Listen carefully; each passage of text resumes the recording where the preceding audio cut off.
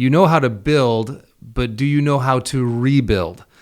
On this conversation today, we're talking about the important work within leadership when you're in a rebuilding phase. So glad that you're here as you hear this episode and my conversation with my good friend, Shawn Williams. Welcome to the Unfinished Leadership Podcast.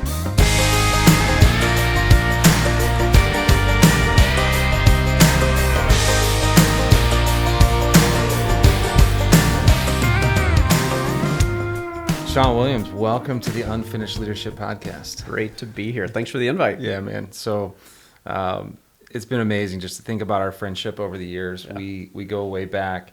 Recently, someone was just asking me, like, so how do you know Shawn? I'm like, well, let's see. I was on staff at Willow for 7 years, and right when I left Willow, getting ready to plant Mission Church, I did a leadership residency at Community Christian Church in Naperville, and day one of that year-long kind of prepping to plant, I remember when Dave Ferguson's like, hey, John, let me introduce you to your apprentice leader. Like, you're going to be apprenticed under him, and you're going to learn from this guy, and you can learn a lot from this guy. And in walks you, Shawn Williams. And Dave's like, this is your guy. There you go. Little did I know how much I was going to learn from you, like over the course of that year. It just became this really, really fun relationship and connection that God's allowed us to have over, probably 15 years now, almost. 15 years. And thinking about the impact you had in the early days of helping Mission get started. Most people don't know that you remember when we were having, I think it was Meatheads. Yeah. I don't think that chain we were exists grabbing a burger. Anymore. Yeah. And I remember praying about something, and I'm like, I'm going to throw it out to Shawn, see if he'll say yes. And I'm like, Shawn, what if, Community Christian Church sends 50 people and $50,000 to help Mission start? And I remember choking on my food first. And then hold on. And then very quickly felt like, I think God's in this. And if we can be a part of the story that God's going to write through Mission, what a fun opportunity to jump in. And so amazing. That was exciting to do. Yeah, you said yes, and in many ways the rest is history, and just pretty amazing, just our friendship over those years. And so so much I learned from you that year. And then, fast forward, you lead in a lot of different ways at Community Christian Church. Then you head out to Vegas. Yeah. I remember Tommy and I flying out to visit you and Judd Wilhite, and that was awesome. So fun. Learned a ton. And then you came back, you and your sweet wife from Vegas. Then you were back here, and you got to hang out at Mission for about a year. I did. This was my home church for roughly about a year, and I actually had the intention that this was going to be my home church for as long as it could possibly be before I got a call that I never could have expected from Willow. Yeah. So tell us about that call. And those that watch this, podcast, as you know, I just started it recently. My heart is for all of us as leaders to admit that we're unfinished, right, and that we can grow. That's and right. I say all the time, grace is a gift, but growth is a choice. And I love this community that's forming of so many men and women in leadership in a lot of different capacities, different environments, right? For-profit, nonprofit, whatever it might be. They're saying, man, I can grow. And so today's a gift to have you on the show, because there's something specific we'll get to here in a little bit around, I think there's a number of leaders that are stuck or might get stuck in a certain kind of leadership we'll get to here in a minute. But take us back. So it was probably, I think, 2020, right? You're hanging out at Mission, and I'm kind of hoping you'll stay. You were teaching a little bit. Yep. And then you got a phone call you weren't anticipating. I wasn't. A guy named Dave Dummett, who is another longtime friend, actually a guy who did a leadership residency at Community. Back when I very first started at Community, he planted a great church in Michigan called 242 Community Church. Yep, but he had just said yes to the senior pastor role at Willow. And I couldn't believe that he was leaving the church plant that he founded to come to Willow. But again, longtime friend. I've known and loved Dave for a long, long time. And so when he said yes to Willow, he knew I was in the area and thought, maybe that guy's crazy enough to join me.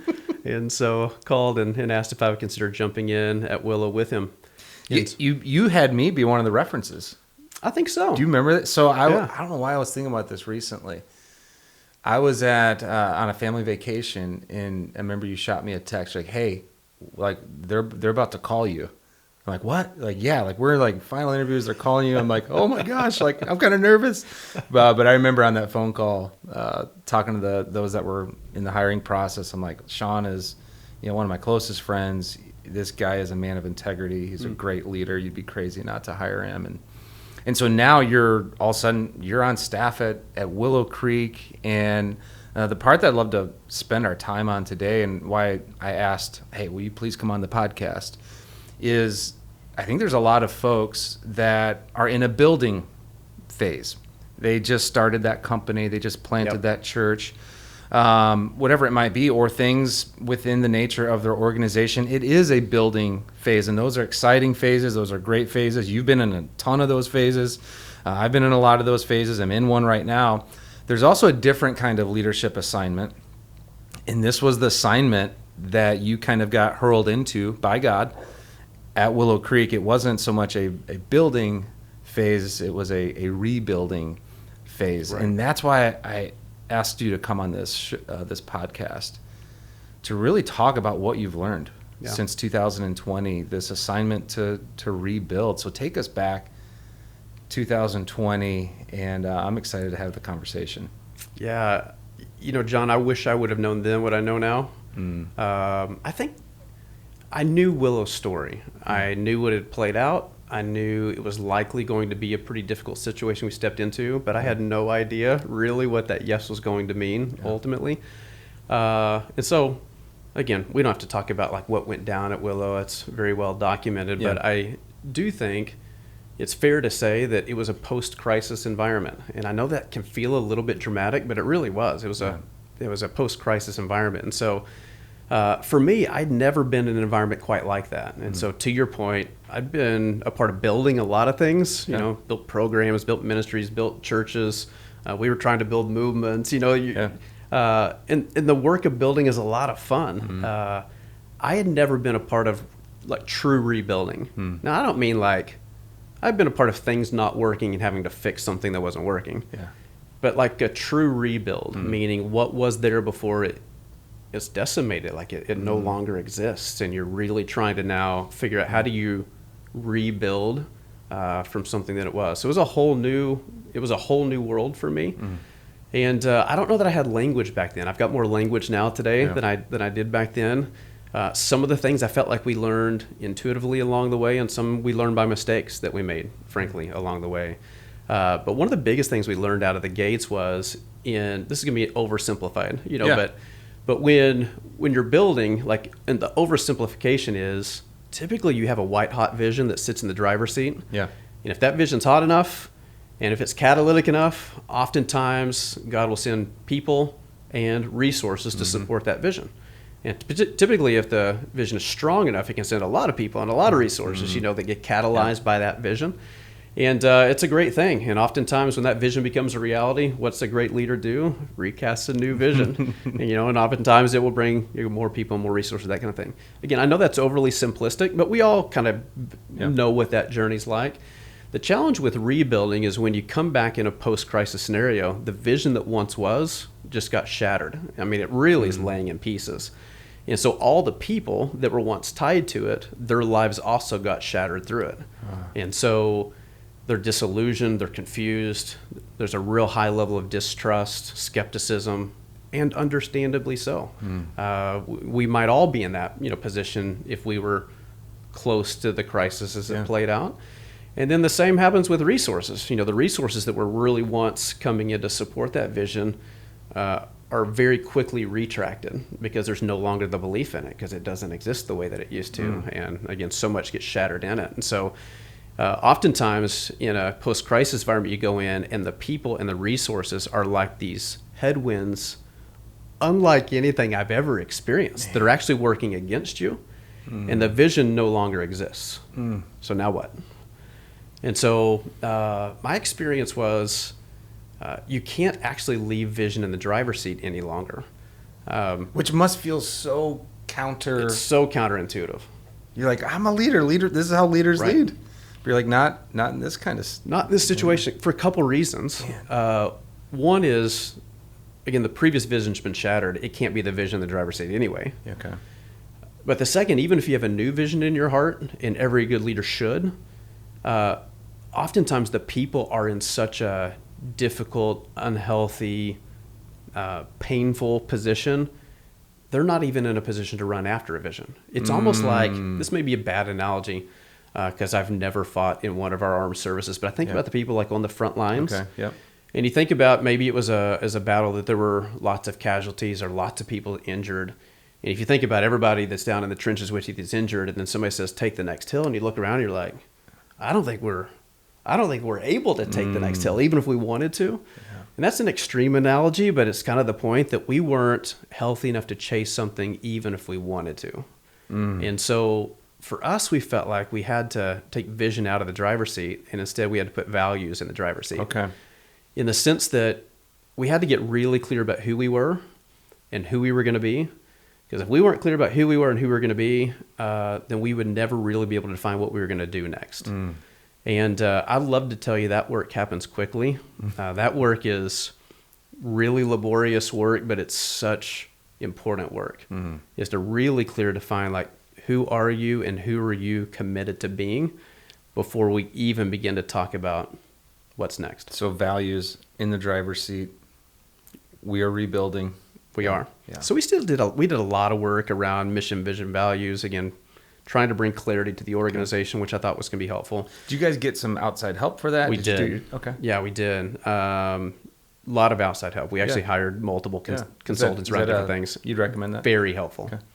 Okay. Because part of it is we had a huge staff team and congregation that still existed, right? And so, and there's a lot of distrust connected to a lot of things, and we needed some outside voices, not some help, particularly as a newer leadership team that didn't have the trust and credibility yet. Right. That if we could find some common people that we all trusted, then they could help us see some things through that I don't think we'd have been able to do on our own. Yeah. Okay. So vision no longer in the driver's seat, which had to feel really different. Values in the driver's seat. What else? So part of what we also had to do in our environment, I don't think this is universal for every rebuilding environment, but for us, again, the people side of the equation and the financial resource side of the equation were working against us. Again, I would talk about, I've never experienced leadership headwinds quite like we experienced in those days. And the challenge was because the financial position was not only going the wrong direction, it was going the wrong direction quickly. We didn't have time to make friends before making change. You just had to make change. In the most ideal scenario, you're coming in, you're building trust, you're building relationships, you're gaining credibility to make whatever change is necessary. But it was a matter of, truly survival for us. We had some reserves, so we knew we had a little bit of a runway, but not enough of a runway that you can just sit out and hang out and try to build trust. We had to make pretty immediate change. And it was a real hard change, John. A couple of things, if you look at the people side of the equation, Willow at the time was a 7-location church, and it was functioning pretty autonomously. Like every location was pretty autonomous from one another. I'm not going to criticize the model. It could have been the exact right thing at the time that it was created for Willow. Yeah. But in a new reality to where our financial position was no longer good, it was a pretty inefficient model. Okay. And so we knew we couldn't stay in that model because you had all kinds of redundancies across all these locations, a lot of reduplication of roles. So we knew that we had to become more efficient because we had to change our financial position. But if you can imagine, we changed literally everybody's job description in the organization really all at once. And at the same time, we knew that we were no longer the organization size that we used to be. And so we used to have an attendance of X, and now we had an attendance of X. And we had not right-sized the size of our staff to the size of our congregation. And so at the same time of doing a model shift, we knew we had to downsize our staff. And so we chose a downsized number of about 50%. So if you can imagine reducing your staff by 50% and changing everybody's job description at the same time, I wouldn't recommend it to my closest friends, but that was the initial hard work we had to do. Right out of the gates. My first day of employment, we furloughed 100 people. Shawn. Within 6 months, we had laid off probably 250. And so that's when you started using Instacart, no longer going to the grocery store. That's unbelievable. But there wasn't another way. Yeah, that's the challenge is, as a pastor, you don't get into ministry to do this kinds of work. You're hoping to pour into people and build people up and encourage people. You don't hope to start day one changing people's lives in a very negative way. So painful. But again, there was no other way to do it. I think the challenge for us in our seat was, again, we were all new leaders. We knew we were going to have to make these massive staff adjustments, and we didn't even know the people. I didn't even know what people did, all throughout the organization. Yeah. So how do you make these kinds of decisions? And so what we decided to do is to meet with every person in the organization with these short 15-minute meetings. So I think I did 250 meetings in about a 2-week time period. We prepped everybody to know what the meeting was going to be about. They knew what we were doing. They knew where we were headed. They knew about the model shift. We asked them to consider a few things on a very personal level. We gave people an opt-out, like if they didn't want to be a part of what was next. We hoped that we were pretty generous to people if they were choosing not to. And I think for some people that was a grace. They had just been through the ringer themselves. Yeah. And it was probably a grace to step away, honestly, for some. And so, we do these meetings, John. Again, I did a lot of them. And in this 15-minute meeting, I'm looking for a few things. I'm looking for, one, do I sense this person's healthy enough to take this next leg of the journey? Do I sense this person's with us? Okay. That can they chase after this direction that we're headed? And did they already know about the values that are now in the driver's seat? They knew enough. Okay. Again, some of it was a work in progress, but they knew enough about where we were headed. It wasn't crystallized, but there was enough to try to discern it. Okay. And so we're trying to discern, is the person, with us? Yeah. Do they trust me? Can I trust them? And so you're making blink decisions. I mean, how can you really gain all that information in a 15-minute meeting? So you go back to your Malcolm Gladwell blink. You're making these blink decisions. And frankly, as I see here today, I look back and I'll go, we made some good decisions and we made some wrong ones. Yeah. We didn't get them all right.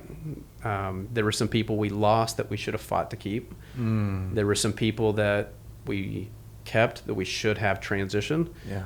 There were people we kept and we just put them in the wrong role. They were the right person, but wrong seat. Again, we remodeled everything. And so it was messy, after we did it. And again, we didn't get it all right. Some of the pain that we experienced in that season was self-induced, by our own decisions.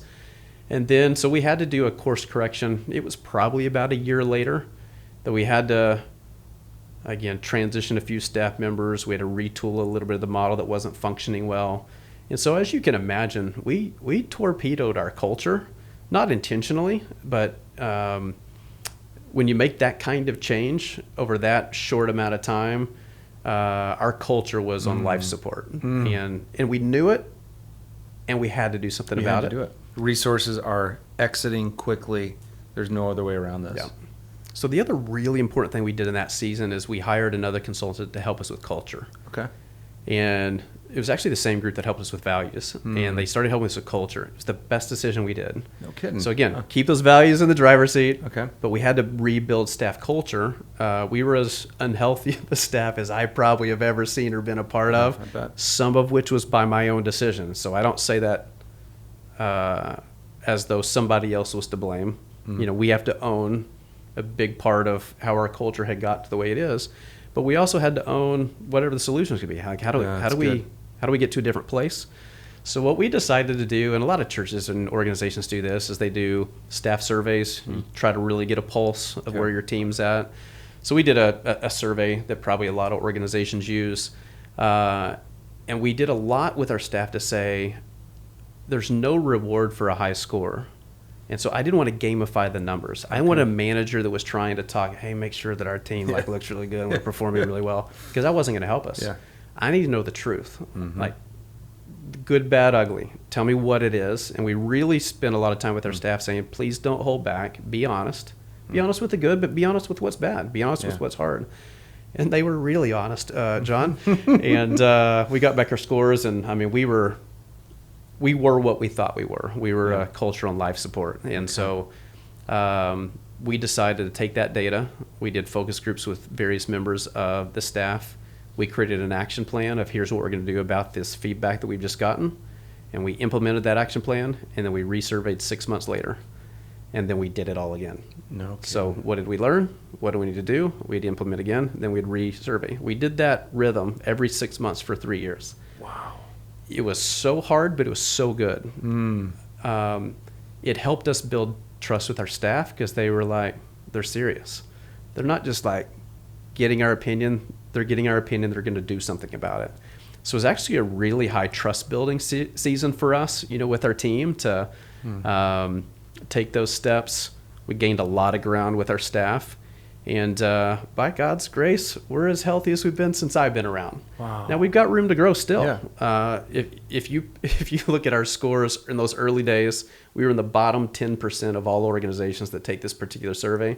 Now we're in like the 65 to 70 percentile. We got room to grow. Yeah. We're not there by any means, but we're grateful for the progress we've made. And again, I feel like we're healthy enough today to go actually chase after things, which is good. I mean, so, 2020 to whatever it might be, 2023, 2024. I mean, it's a storm. It was a storm. You and I, we've talked about this before, to be a bison. Yep. I heard one of your messages recently, which is so good. Like, we're going to go into the storm. I stole it from one of your messages recently, I think. Yeah. That's friends share in that way. That's why I have this as the backdrop, the bison. And it's just a metaphor for life and leadership of, we're just going to herd up together and we're going to go through this thing. I'm curious, I mean, hearing about all this, the amount of meetings, the amount of letting people go, I mean, just so difficult, so painful, so exhausting. What did you do interpersonally? When you look back on some of your habits, obviously I'm huge into that. Like what were maybe one thing or two things that kept your heart and energy where it needed to be? I think probably there's a few things. Again, I came alongside of, I mentioned Dave Dummett, who's our lead pastor. The team that he assembled, it was everything to stick together as a team. So even you talk about the bison, you come together and run together. You're crazy if you try to do this work solo. Okay. And so there's some of it is like you're just locked arms together. Dave's word to us always was, show up as the most encouraged person in the room. Because you're going to walk into a lot of discouraging rooms. And so you're the most encouraged person in the room, every room you go into. And his big mantra was, you keep showing up and you keep smiling. And so we did. And I will tell you, though, like in candor, I've never worked so hard, led so strong, and seen as little fruit as we did in that season. And so you're really holding on to a few things. Like you're holding on to your calling. That did God call me to this work? And you have to be so certain that, God called me to this work. You have to be really tied into your convictions that the decisions we're making are the right decisions that are going to set us up for a different reality in the future. And you have to really believe it, like really lean into your conviction, because you're not going to see the fruit initially. And so am I really convicted that the decisions we're making are the right ones long term? And then the last one is like, you got to lean into your commitments. Am I going to see this through? Because it's hard work. And every bit of you wants to bail often. And so am I going to lean into my calling? Am I going to really take hold of my conviction? And am I going to see this commitment through? That's good. And if you do, you can, I would tell staff at times, stick around long enough for the fun stuff. And some people did. Yeah. And we finally got to the fun stuff. And I remember those staff circling back with me, and they would say that with tears in their eyes. Yeah. We're finally at the fun stuff. We're finally at the fun stuff. You and I talk about endurance sports quite a bit. We've trained for a triathlon together back in the day. I have some funny memories of you. Didn't you call it the Frogger when you were swimming on your back during that one race? It was a disaster in open water. The first time I got in, I'm like, I know how to swim in a pool, but open water was a whole new world for me. I remember feeling so good because I had passed you and I was ahead of you in the race, but then I'm like, oh no, there is still a run. And then here you come, by me and smoked me. But endurance and training, I know, is a big part of your life. You just finished the Comrades Ultra Marathon, which, dude, that was a lot of fun. That's not true. Yeah, it was fun to find the finish line. Yeah. There's a kind of fun that is. Yes. That's the kind of fun in the rearview mirror. That's right. But yeah, so you train for races, you run many marathons a year. Was that during all that? Because I remember you were trying to qualify for Boston during all of that. You should have qualified. That's a whole other conversation. Was that helpful? Did that? It was my lifeline. Okay. For a couple of reasons. One, for me, it was this outlet that was it gave me the right mental space and even spiritual space to constantly process. Okay. every day, right? I had the mental space. Sometimes I run in silence. It just gives me this time with the Lord. And so it was a lifeline for me in that regard. But the other thing is just this constant reminder is, in endurance sports, there's so many times you feel like I can't go another step. Mm-hmm. And then you do. Yep. And then you realize you're capable more than you thought you were. Right. It's just that constant reminder. And so it was always a reminder for me. Every marathon I did, every race that I did, is this constant reminder, stay in the race at Willow. Stay in. Good. Keep showing up. Keep smiling. That's, that's actionable. I know everyone that's listening to this or watching isn't going to do marathons like us or, Ironmans and all that, which is fine. But they got to find something. You got to find something that when you're doing that thing, it is restoring you. It's filling you back up. I'm such a believer in sweating through stress and fear and anxiety and all that stuff. Yeah. And that's me. It's kind of us. Movement is medicine in that regard. And so I just think that's a really important thing. I also know that you didn't isolate during that season. We've been in the same pastor small group for years now. Yep. You were appropriately candid and honest and vulnerable. Yeah. The way you just you and your sweet wife and investing in your marriage. So there's a number of things, because it sounds like to me, when you compare building and rebuilding, I mean, it's all hard. Yeah. But that sounds like a different kind of hard. It is a different hard. Again, to your point, they're both hard in their own right. It's a different kind of hard for sure, and one that I just had not experienced before. It's amazing. Yeah. And so, all right, so you guys stick to this. Amazing. Things are getting better and better and better. And, man, just a few months ago, pretty amazing opportunity. They asked you to become the new senior pastor of Willow Creek. They did. Yes. So how's it going, man?